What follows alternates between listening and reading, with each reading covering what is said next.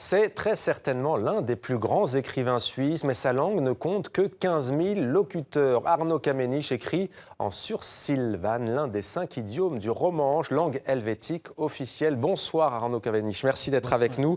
Vous êtes l'auteur de ces 2 derniers ouvrages, Setzner, qui est publié aux éditions d'en bas, toujours aux mêmes éditions d'en bas, un autre ouvrage intitulé Derrière la gare. Alors vous serez demain soir à la Maison de la Poésie à Paris.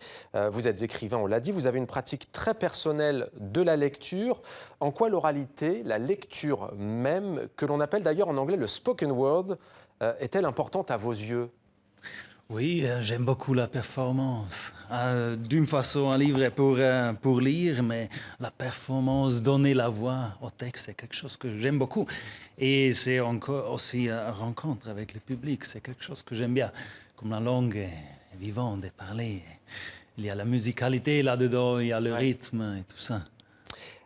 Dans quelle langue est-ce que vous allez lire demain d'ailleurs? Bon, je vais lire au français avec ma traductrice, Camille Lusser, qui fait une performance en 2 langues, au français. Et je vais aussi lire quelque chose au romanche, quelque chose en allemand. Il y a comme un beau bouquet. C'est pas la première fois, on imagine, que vous allez lire auprès du public francophone en romanche. En général, quelles sont les réactions? Que vous dit-on? Oui, j'ai fait quelques lectures en Romandie, en Suisse, en France, dans le Jura français, des autres, en Normandie j'ai été. Et j'observe toujours que les gens disent, s'ils lisent, entendent le livre derrière la gare, qu'ils disent, mais ça, mon enfance. À la fin, ça joue dans un petit village, dans les Grisons, où je suis grandi. Mais c'est intéressant de voir que les gens pensent aux voix, se trouvent dans les livres, et c'est ça. Alors, le romanche, c'est une langue qui est parlée par 60 000 personnes en Suisse. Vous l'avez dit, dans la région des Grisons. J'ai dit idiome tout à l'heure, mais il faut dire langue. Il y a 5 langues, en fait, qui composent cette famille de langues qu'est le romanche. 15 000 locuteurs, je l'ai dit, parlent précisément le sursilvane. On va voir tout de suite un aperçu de ce que ça va donner demain soir pour le public. Regardez. Il Georg, che se tausa sedza veden al poi, Gil Giac, col schnoff tabacs del dies del meun. Il Georg, a volevo fa sta in conegl, con la buis de cacciabas, in steil de cracks, simplement sfrcal knickelhutsch.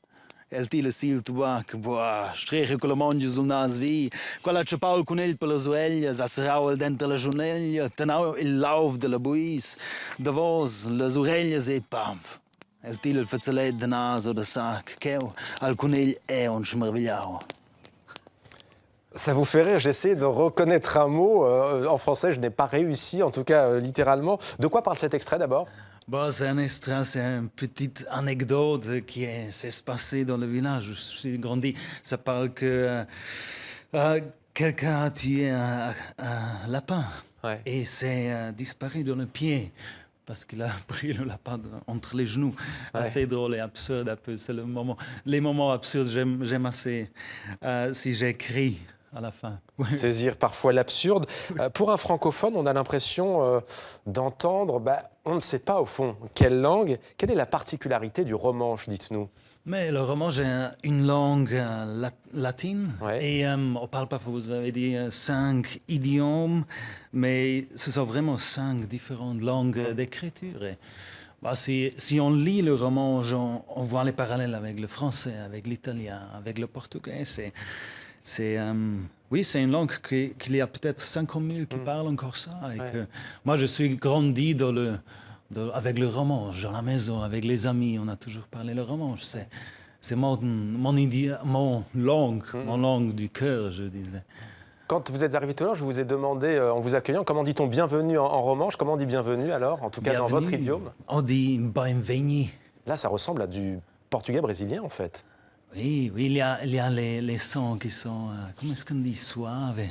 Suave, très léché, avec une sorte de lenteur. Oui, il y a pour moi, c'est toujours assez un peu un chant aussi. Il y a la mélodie, il y a le rythme qui est comme un peu un chant, non? Pour vous, c'est une langue maternelle ou est-ce que vous l'avez apprise après l'enfance, cette langue? Non, c'est la première langue. On apprenait ça vraiment dans la maison avec les parents et aussi toujours encore avec mes amis, avec mes parents. Je parle romanche, c'est comme ma première langue. Mais si on grandit au romanche, on grandit aussi avec l'allemand. Ça veut dire, moi, j'écris en allemand et en romanche. C'est normal parce que la langue est trop petite pour ça. Une information, Arnaud Caveniche, contrairement aux autres langues nationales en Suisse, le romanche a un statut de langue semi-officielle. Il est parlé dans les conférences de presse, il n'est pas beaucoup utilisé, disons-le même pas du tout, hein, au sein du Parlement et des institutions politiques de manière officielle. Pour vous, que représente-t-elle cette langue? Le romanche. Ouais. Moi, c'est peut-être quelque chose de typique de la Suisse, la diversité. Non? On a les 4 langues nationales. Il y a beaucoup de langues qui sont parlées en Suisse. Et pour moi, c'est comme un symbole aussi pour la diversité. Pour les... Vous dites le romanche, c'est la langue de mon cœur, celle dans laquelle je fais l'amour et dans laquelle je mourrai. Oui, oui. Oui, je crois que ce sera comme ça. Vous êtes objectif. Alors, le romanche, on l'a dit, parlé par 60 000 locuteurs. Vous écrivez donc particulièrement dans cette langue que l'on appelle le sursylvane. Comment, quand on a 38 ans, que l'on est l'un des plus grands écrivains suisses, on décide d'écrire pour 15 000 locuteurs? Bon, j'écris en allemand et en romanche, mais pour moi, c'est important de temps en temps écrire un texte. En romanche, c'est quelque chose que je fais ça pour plaisir aussi, non? C'est l'écriture qui m'intéresse et raconter les histoires et je fais pas ça vraiment pour plaisir. Justement, les histoires, tout à l'heure vous parliez de cette anecdote, de l'absurdité de ce lapin, etc. Oui. Est-ce que ça a joué un rôle dans le fait que cette langue se soit perpétuée, l'oralité, les contes que vous portez vous aujourd'hui à l'écrit? Oui, je ressens le romanche comme une langue assez orale à la fin. Et je vois comme la mentalité, les romans, je le vois comme des gens qui aiment les histoires, qui aiment raconter les histoires. J'ai vécu ça dans mon enfance aussi. Quand on racontait les histoires, parfois on ne savait pas si c'était vrai ou non. Comme ça. On a les 2 livres en plateau aujourd'hui. Setzner, on a également Derrière la gare. Est-ce que vous pouvez nous lire un extrait? Je crois que vous avez choisi Setzner, qui est un massif montagneux. Hein. Oui, Setzner, c'est le nom d'une montagne. Et je vais lire un petit extrait en français. Avec les queues des vaches, on pourrait faire des perruques. Avec les dents des vaches, des boutons de manchettes. Avec les peaux, des vestes de cuir. Avec les pieds, de la crème anti-vieillissement. Avec les cornes, des ouvre-bouteilles. Avec les pieds encore, de bons gants chics. Avec les langues, des sacs à main. Avec les sabots, de chausse-pieds. Avec le reste, de la farine pour les cochons. Quelle sensation ça fait de lire en français qui n'est pas votre langue maternelle? C'est la curiosité, je crois que c'est beau de voir quel est le rythme, comme est-ce qu'une langue sonne. Une poétesse m'a dit une fois, mais pourquoi est-ce que tu n'écris pas une fois un poème en français? Et j'étais un peu surpris. Elle m'a dit, mais pour voir ce qui se passe avec toi et avec la langue et tout ça, c'est toujours une sensation. Vous l'avez dit, vous nous devez un poème en français désormais, Arnaud Caveniche. Alors il y a quelque chose qui frappe dans votre littérature, c'est qu'elle est en général au présent. Qu'est-ce que ça apporte, ce temps du présent, au récit? Peut-être c'est que je crois que mon écriture est assez filmique. Et j'aime bien, en écrivant, je suis complètement dedans. On est vraiment prêt, on est là. Vous êtes vraiment dans la vie quotidienne, hein, dans les villages, auprès des paysans notamment. Oui, il faut voir les images dans la tête, apporter les images dans les cœurs. Et ça, c'est la chance peut-être que les lecteurs le voient aussi de cette façon. Avec des touristes qui débarquent, qui sont parfois comme des extraterrestres.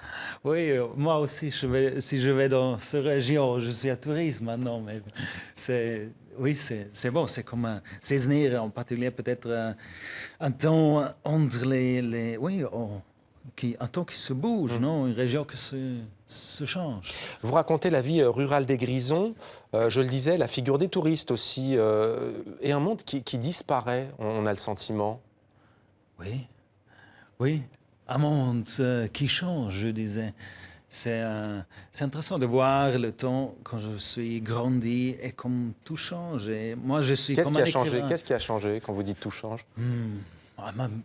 Peut-être on voit toute la révolution technologique, si on peut dire comme ça. Et on observe peut-être que les villages, les gens partent du village comme moi aussi, non?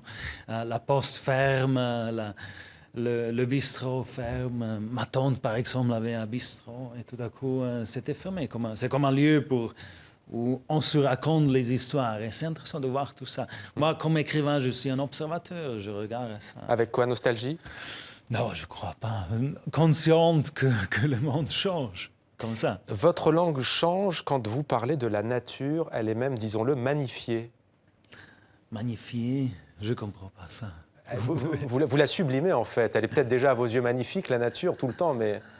Oui, je crois que la nature est toujours, toujours présente. Je suis grandi dans la nature, dans un village comme ça. On était toujours dehors.